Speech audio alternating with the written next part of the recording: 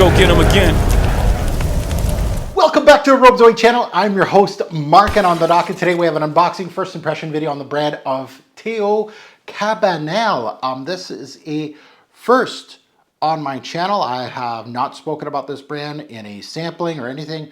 Actually, off camera, I have not smelled anything from the brand. They had, I don't want to say that they were part of the Free Bottle Brigade, but I know that they sent out some stuff, like samples, set and stuff like that. I do have a couple samples from this brand that has been, unfortunately, kind of, I have thousands of samples to delve into, so unfortunately some get lost in the shuffle. But I know I think I have like the coffee-based one that's really hyped somewhere in my sample cabinet, which is huge. This one called OHA. OHA. Eau de Parfum, EDP.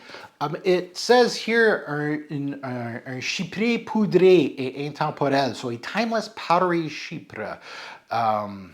Yeah, so maybe, obviously, they must be from France, made in France. Yeah, obviously, because there's a lot of French here.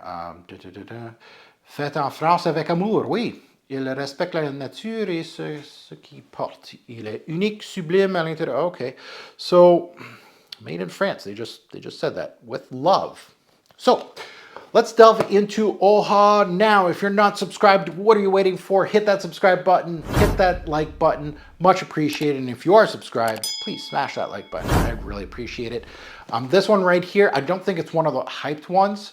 It is a chypre, so I'm really interested. That's going to be, and chypre are more of an old school value set. So if you are interested in more older fragrances, this could be it. Some say chypre are, and again, this brand is saying it, they're timeless.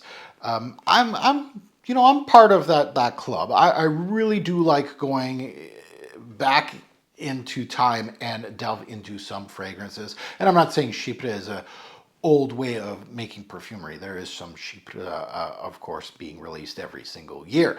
So let's take a look at the note breakdown. And the one thing that really intrigued me with this note breakdown was that they have tea in the note breakdown. That was the one note that really interested me. What kind of tea aspect is it going to be? One of the primary notes, or is it just going to be a whisper? It is a top note, so I don't think it's based on that. It is obviously with this, what's saying on the box here, chypre poudré, powdery chypre. So where's the powder going to come from? Well, there's iris, there's rose, there is some floral aspects that will give you that. So let's delve into it. Let's delve into this one. It was a 2005 release, so it's an old release. No, Jean-Francois Lati. I don't know if that's the founder. I don't think so. Packaging, again, we got the sleeve and we got the nice white box.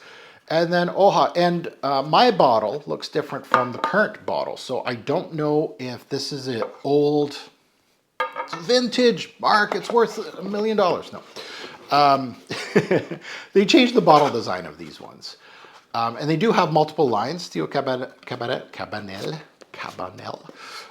So, it's a brand that I'm interested in. I want to see, maybe I'm going to delve into this brand and really enjoy it. I like the gold bottle, gold cap. She's heavy, the cap's heavy, nice. Not really a fan of the maroon with the gold. I don't think that's the color combination that I would go with. Their logo's on this. I wonder if it's on the inside. No, it's just plastic. And then just your regular, and this is a 100 ml bottle. So let's delve into it. Let's spray on paper and then on skin. Atomizer, not controlled, but a solid atomizer. Okay, so OHA, let's see if it's gonna give me an aha moment. Oh yeah, this is, yeah. She screams out of the gate. It is a chypre. There's patchouli in here. There's no patchouli listed, eh? Man, there's a green aspect in here that is not listed in the note breakdown. There's nothing in here unless it's tea. Oh, that's green. It's mossy. It's old school floral chypre. This is what that is. It has that citrusy, bergamot, green, mossy thing going on with some florals floating around. Yeah, some herbal touches with the bergamot, and there's some rose in here. So it has that, it's got that, I wouldn't say vintage, but it has that vibe to it. But it has some power to it. And again, I haven't really, except for the Profumo aromas that I've been testing, a lot of the fragrance haven't had much push to them. This one feels like this is a perfume. Like this is big and bold. Yeah, a lot of greens in here and nothing listed. A little bit of woods in here. They do list woods. Woods, non-discreet. Woods, not sandalwood, not cedarwood. There's patchouli in here. There's a little bit of a mentholated cooling factor as well. Geranium, perhaps. Mint, perhaps. I don't know. There's some green aspects. Cardamom can do that. Cardamom's green. Bergamot's green, but that's a whole different story. Not the type of green I'm getting. And cardamom definitely not giving out this patchouli vibe. Definitely not. Tea, maybe. That's the nondescript way of saying, hey, there might be some green aspects here that are... But it has that vintage, classic feel to me. Vintage rose. Patchouli not listed, but I would put my hand on it that there's patchouli in here. There's no way, no how. Can I do my Aaron Terrence Hughes here? Is there an ingredient list somewhere that will tell me that it has it? Eugenol, cinnamol, Driliol. Aaron, where are you? I need your help. Yeah. Traditional rose, vintage rose, green, patchouli, mossy, green thing, some floral, some muskiness. Yeah, nothing new to the game, personally. Oh, thought I caught a little bit of that chocolatey patchouli there. A little bit of a hue there. Yeah, I'm thinking. There's patch in here. There's no way. Okay. Yeah. So at the end of the day, a classic vibe, a vintage vibe, something that I like this kind of stuff. It's not something that I would actively purchase. Like it wouldn't be my first purchase of a brand. I have my tastes, my variances, my leathers, my tobaccos. There's certain things, you know, animalistic fragrances. There's certain things that I gauge towards that would be a first purchase. Gourmands, depending. But this is a very well-built perfume, by the way. So that is a very big plus. For a first sniff of a brand, this is very solid. Very solid.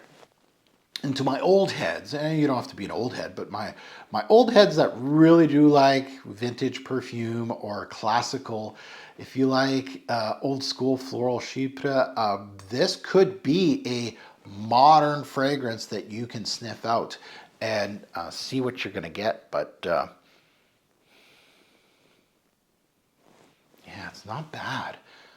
Yeah, not bad at all. Anyway, Teo Cabanel, a good first impression. Yeah, not a great one, but you know, those are things that I'm looking at for new brands to my nose. And for me, it's not calculated. Like a lot of the times it can be calculated with me that I search out samples for new brands. I search out certain things, or I've heard about a brand based upon one particular fragrance. But one great thing about my channel is there's a lot of going through the weeds a little bit, and there's going to be a lot of negativity throughout the weeds, which is fine on a fragrance channel. I know there's a lot of people out there that's just, it's got to be Skittles and rainbows all the time. No, there's a lot of things that you're going to smell. You're not going to like everything.